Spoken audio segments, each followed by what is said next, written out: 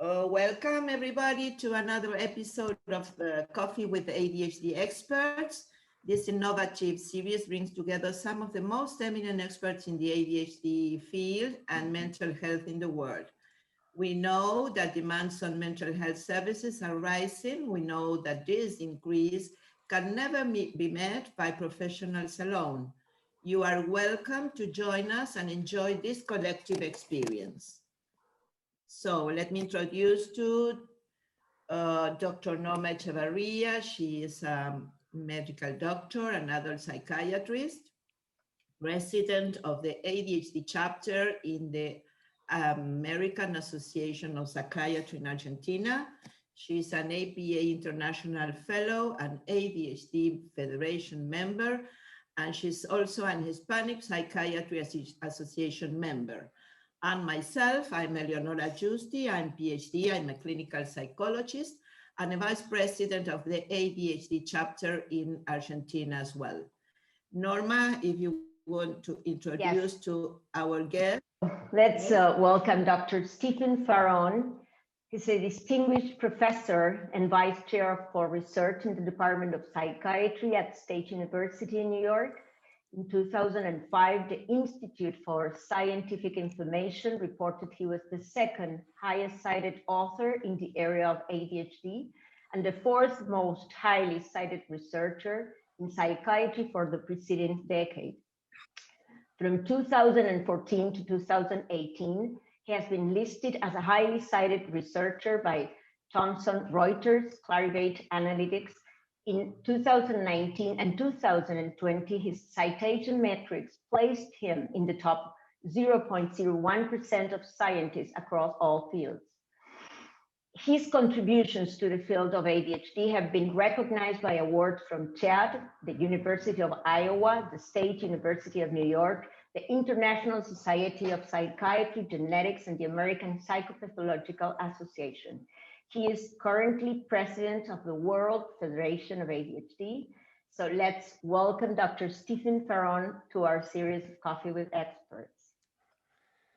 Thank you very much. It's good to be here. One correction, I'm a PhD, not an MD. I'm a clinical psychologist. Oh, but well. People frequently think I'm a psychiatrist because I'm in a department of psychiatry. But, okay, so let's do that. So we can start with the questions if you want. Okay, I'm going to read it for you. As a researcher, a psychologist, and teacher maybe, and being one of the main references in this field, what has led you to work with the ADHD population? And in your opinion, how did your interventions make a difference? Well, when I was a young man, about 30 plus years ago, studying clinical psychology and psychiatry, I needed to decide which direction I was going to take my career in. And I realized that working with youth was perhaps one of the most important directions, because if we can stop mental illness early, we can prevent lots of problems downstream. Lots of people, lots of adults, of course, have problems, but frequently people, when they come as adults to a clinic, they've had a disorder maybe for 10 or 15 years, which may have started as a child. If they had been seen as children, it could have prevented a lot of disability and distress. So I thought that starting with youth was important. ADHD struck me as an area which needed research at the time. Back in the late 1980s, early 1990s, there was a lot of controversy about the disorder. Did it even exist? Was it an American disorder? So it was an area that was fertile for research. In terms of interventions making a difference, I think that the work that I've done has helped the field in a number of ways. One is that I led an international group to discover the first genome-wide significant genetic risk factors for ADHD. That was a big 20-year project, which I'm very proud of. Another was much of the work I did, particularly with colleagues at the Mass General, Dr. Biederman, who I think is part of this series as well. We did a lot of work together where we were able to show that adult ADHD was an important and valid disorder. In the United States, it wasn't recognized for a long time. I imagine the same was true in Argentina. We also introduced the field to the idea of psychiatric comorbidity in ADHD, that many kids with the disorder who are at risk for depression or anxiety disorders, substance use disorders, and so forth. And believe it or not, even though that's pretty well accepted nowadays, back in the 1990s, many people argued with us and said that we were wrong. And we're both very happy to know that we were actually right about that. And that's really led to a lot of help for people with ADHD. Well, that's very interesting. And I've personally been following every single work and paper been published also in genetics. And we are hoping also to let Dr. Russell Shashar with us. It's like somebody that also contributed a lot for this field. So yes, it would be very nice. So you can. And he's a very close friend to us. Yes. Yes. I know Russell well. Yes. Yeah. All right. So we can keep moving to the second question. Second one. So what have you achieved, Stephen, getting actively involved in this field? And did you find any cultural, social, gender, or age conditioning or barriers on that path? So I mentioned some of my achievements, I guess, as in answer to the first question. I think an important achievement has to do with having an impact on the new criteria for adult ADHD that are in the DSM-5, because the criteria were developed for children originally back starting 30, 40 years ago, and they evolved. And several of us in the field realized that they weren't appropriate for adults and they needed modification. And based on our research and research of other people, including Professor Ogier nearby in Porto Alegre, who we all showed that you needed to change the criteria, which they changed somewhat. I still think they need to be changed more, and I hope that continuing work will change that in the future. I don't know about the other issues, whether, you mentioned cultural, social, gender issues, whether that affected me. Of course, as a white male, I had an advantage, as we all do in the world. It was easier for me to get ahead, and I suppose that made it easier for me to get grant support and to do the work I had to do. So I'm thankful for that, and sorry if other people were not able to achieve as much because of being in other social classes and other genders. Mm-hmm. Yeah. Well, okay. Thank you very much. So now we have the third question. So Eleonora, would you like to do it? It's related to the past, present, and future. So on which step from the way through your ADHD road would you say you are today? And what do you imagine the ADHD field to be like in the future? So in this part of my career, I've focused on a few different things. One is the goal of doing a better job predicting which youth with ADHD will go on to have more problems, which will go on to have persistent ADHD, which won't, which will go on to have substance abuse and which won't. So my team is working on, we call predictive modeling, trying to use clinical data and sometimes experimental data that's been collected early on to see who has different outcomes later on in use. So that's one direction I'm going in. Another direction that's important to me now is, and you're actually helping me with, because I've learned in my career that as scientists, we can do a lot of good work, but if it doesn't reach the public, it's essentially worthless. Or if it doesn't reach clinicians, it's essentially worthless. And so I've spent more time in this later part of my career engaging in efforts to disseminate information in a way that would be useful, but still very evidence-based, so that people can use solid evidence to make decisions. We all know that the internet is full of information about ADHD. A lot of it is wrong, and people need how to figure out how to go, where to go.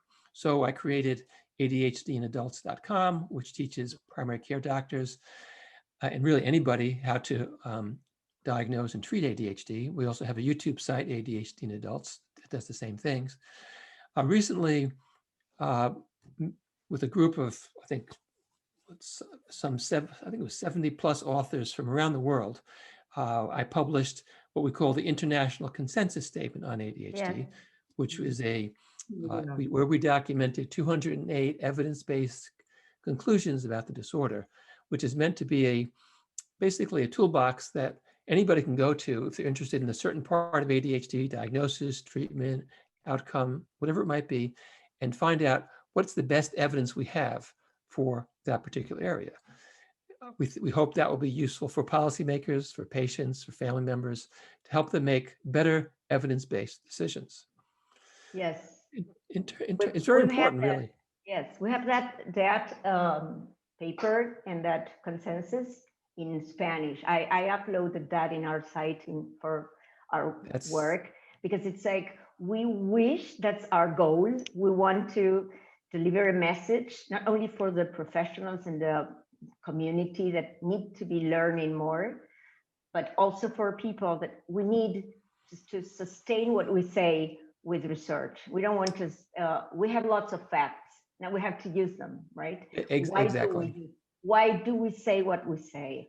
That is what science says, what experience says, what all of you that are really amazing, and we are honored to have you here too, is we really believe that the message should be spread around the world and unified for people that are Spanish speaking as well. So I think it is really important to share that. And your listeners should know that if they Google World Federation of ADHD, they'll get to our website and they can find the consensus statement there. As you mentioned, it's in Spanish, it's also in English. We currently have translations in French. Eventually it will be in Chinese and some other languages as well. So we're trying to get worldwide distribution. And again, that's one of my goals, is dissemination of information. In that sense, I must say I'm a fan of your blog. Thank you. It's so clear, so insightful. So let me ask if I have your permission to translate into Spanish to spread around our community. Please do. Absolutely. Yes, absolutely. For your Spanish community also. Okay. Well, we are planning to get all you connected also. It's like to make a network for people to be able to gather the same message. It's like the message is very strong. So we are not going to do what Javier Quinteros from Madrid told us the other day. That was a very strong message. It's like, what you are not supposed to do in ADHD is not to do anything. It's like you have to do something. Yes. So that is the point. We want many families and people that are really not getting a diagnosis, a proper diagnosis or help to do that. So the prevention is going to be very high. So we're going to be doing something. It is so important, because one of the things I've discovered is that despite all the good work I and other people have done, many people still aren't getting treatment, or aren't seeking treatment, or are afraid of treatment. And they don't realize, some parents are worried, oh, if I put my child on the medication, will that be a problem? And what they're forgetting is that if they don't treat the child, there'll be bigger problems downstream. If they wait 5 years, it could be too late. Yes, and the risk of not getting into treatment is bigger than getting into treatment, right? So evaluating everything should be open, and we want to share data that people can read and say, okay, here is the evidence that's keeping our word like one of scientific evidence. So we are so glad to have you here, Stephen. It's such an honor for both of us. Happy to be here. I want to have the chance to meet again, to share more experiences afterwards. I'll be happy to join you again on your video cast. Maybe we can do a Zoom with the experts all together. That's too much, but I would love that, right? That could be fun, yes. Together, yes. And it's amazing. Well, maybe 2 or 3 at a time. Yes, it's going to be 2 ADD that. Well, thanks a lot, Stephen. So do you have a message? It's like the last message you can give to us. Your take-home message.